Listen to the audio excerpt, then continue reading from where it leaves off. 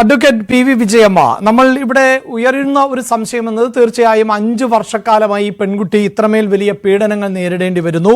അത് ആരോടും തുറന്നു പറയാൻ പറ്റാതെ പോയ ഒരു സാഹചര്യം. നമ്മുടെ സംവിധാനങ്ങളൊന്നും ഇത് അറിഞ്ഞില്ലേ? വിദ്യാലയത്തിൽ അവസരം ലഭിച്ചില്ലേ? ചോദ്യങ്ങൾ നിരവധിയാണ്. ഞാൻ അതിലേക്ക് വരുന്നതിന് മുമ്പ് ഇപ്പോൾ ഈ വിഷയം ഉയർന്നു വന്നിട്ടുണ്ട്. ഇങ്ങനെ ഒരു പരാതി മുന്നിലേക്ക് എത്തി. അത് വന്ന വഴിയൊക്കെ മലയാളികൾക്കറിയാം. അതുകൊണ്ടാണ് ഞാൻ തിരിച്ചു പോകാത്തത്.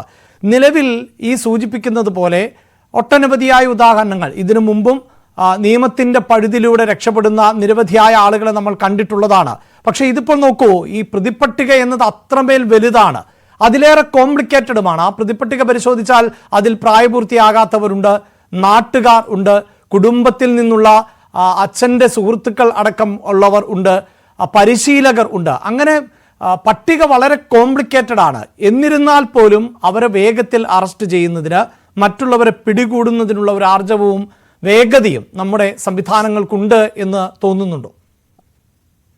അതെ, തീർച്ചയായിട്ടും ഈ കേസിനകത്ത് പരാതി ഉയർന്നു കഴിഞ്ഞ് 5 ദിവസത്തിനുള്ളിൽ തന്നെ ഇത്രയും പേരെ, ഏകദേശം 44ഓളം പേരെ അറസ്റ്റ് ചെയ്തു എന്നുള്ളത് ഒരു വലിയ കാര്യം തന്നെയാണ്. ഇപ്പൊ താങ്കൾ മുമ്പേ പറഞ്ഞതുപോലെ തന്നെ ഹണി റോസിന്റെ കാര്യത്തിനകത്തും കേസിനകത്തും അങ്ങനെ തന്നെയാണ് ഉണ്ടായത്. അദ്ദേഹം 6 ദിവസത്തോളം ജയിലിൽ പോവുകയും ചെയ്തെന്ന് പറഞ്ഞാല് വളരെ ത്വരിതഗതിയിലുള്ള ഒരു ആക്ഷൻ ഗവൺമെന്റിന്റെ ഭാഗത്തുനിന്ന് ഉണ്ടായിട്ടുണ്ട്. ഒരു പക്ഷേ അത് മുൻകാലങ്ങളിലെ കേസുകളുടെ ആ ഒരു വിധി പ്രസ്താവത്തിന് ശേഷം ഉണ്ടായ സർക്കാരിന്റെ പെട്ടെന്നുള്ള ഒരു നടപടിയും കൂടെ ആണെന്നാണ് എനിക്ക് തോന്നുന്നത്. ഇനി അതിന്റെ ഈ ഇൻവെസ്റ്റിഗേഷൻ നടത്തേണ്ടതും അതിന്റെ ചാർജ് ഷീറ്റ് നൽകേണ്ടതും തെളിവ് ശേഖരിക്കേണ്ടതും ഒക്കെ പോലീസുകാരാണ്. അപ്പൊ അവർ ഇപ്പോഴത്തെ ഒരു അവസ്ഥയിൽ അത് ശരിയായ രീതിയിൽ മുന്നോട്ട് പോകുന്നു എന്നുള്ളതാണ് എനിക്ക് തോന്നിയിട്ടുള്ളത്. ഏകദേശം 5 ദിവസം കൊണ്ട് 44ഓളം പേരെ അറസ്റ്റ് ചെയ്തു, അകത്താക്കി എന്നുള്ളത് തന്നെ ഒരു ആദ്യത്തെ നടപടി എന്നുള്ള നിലയിൽ അതിനകത്ത് വേറെന്തെങ്കിലും ഉള്ളതായിട്ട് എനിക്ക് തോന്നുന്നില്ല. ശരിയായ രീതിയിൽ തന്നെയാണ് പോകുന്നതാണ് ഇപ്പോൾ തോന്നുന്നത്. ഒപ്പം ഇതിൻ്റെ ഒരു മുന്നോട്ട് പോക്ക് ഇപ്പോൾ സൂചിപ്പിച്ചതുപോലെ വിദേശത്തുള്ള പ്രതികളുണ്ട്. ഞാൻ നേരത്തെ തന്നെ സൂചിപ്പിച്ചു, അതിലെ പ്രതിപട്ടികയിലേക്ക് കണ്ണോടിച്ചാൽ നമുക്ക് ഇത്തരം വിവരങ്ങൾ പ്രേക്ഷകരുമായി പങ്കുവെക്കുന്നതിനടക്കം പരിമിതിയുണ്ട്. ഇപ്പോഴും ആ പെൺകുട്ടിയുടെ സ്വകാര്യതയെ ബഹുമാനിച്ചുകൊണ്ട് മാത്രമേ നമുക്ക് മുന്നോട്ട് പോകാൻ സാധിക്കൂ. അതുകൊണ്ടാണ്. പക്ഷേ ആ സ്വഭാവം താങ്കൾ ശ്രദ്ധിച്ച് കാണുമല്ലോ, ആ പ്രതിപട്ടികയുടെ സ്വഭാവം.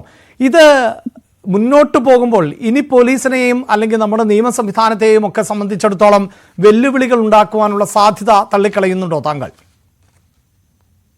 എന്നോടാണോ? അതെ, തീർച്ചയായിട്ടും ഇപ്പൊ മനസ്സിലാക്കിയെടുത്തോളം വളരെ ഒരു സാമ്പത്തികമായി വളരെ ഒരു താഴ്ന്ന ചുറ്റുപാടിലുള്ള ഒരു കുട്ടിയാണ്. അതോടൊപ്പം തന്നെ ഇൻവോൾവ് ആയിട്ടുള്ളവരും അത്തരത്തിലുള്ള ആൾക്കാരാണെന്നാണ് ഞാൻ മനസ്സിലാക്കിയിട്ടുള്ളത്.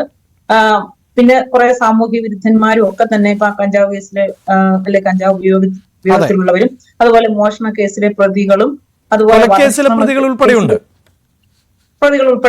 അപ്പൊ തീർച്ചയായിട്ടും ഒരു ലോവർ ക്ലാസ് അല്ലെ വർക്കിംഗ് ക്ലാസ്സിലുള്ള ആൾക്കാരൊക്കെ തന്നെയാണ് പ്രതികൾ. ഇനിയും പിടികൂടാനുള്ളവര് എത്തരത്തിലാണോ, രാഷ്ട്രീയ സ്വാധീനമുള്ളവരാണോ, അങ്ങനെയാണെങ്കിൽ അല്ലെ ആൾ സ്വാധീനമോ സാമ്പത്തിക സ്വാധീനമോ ഒക്കെ ഉള്ളവരാണെങ്കിലാണ് കേസിന്റെ വഴിതിരിഞ്ഞു പോകുന്നത്. നമ്മൾ മുൻകാലങ്ങളിലെ പല കേസുകളിലും അത് കണ്ടിട്ടുള്ളതാണ്. ഇനിയാണ് ഈ അറസ്റ്റ് ചെയ്യപ്പെടാനുള്ളവരുടെ സാമ്പത്തിക ചുറ്റുപാടും അവർക്ക് എത്രമാത്രം രാഷ്ട്രീയത്തിൽ പിടിപാടുണ്ടോ അതൊക്കെ അനുസരിച്ചായിരിക്കും ഇനിയും കേസിന്റെ മുന്നോട്ട് പോകുന്നത് തന്നെയാണ് എനിക്ക് പറയാനുള്ളത്. ശരി.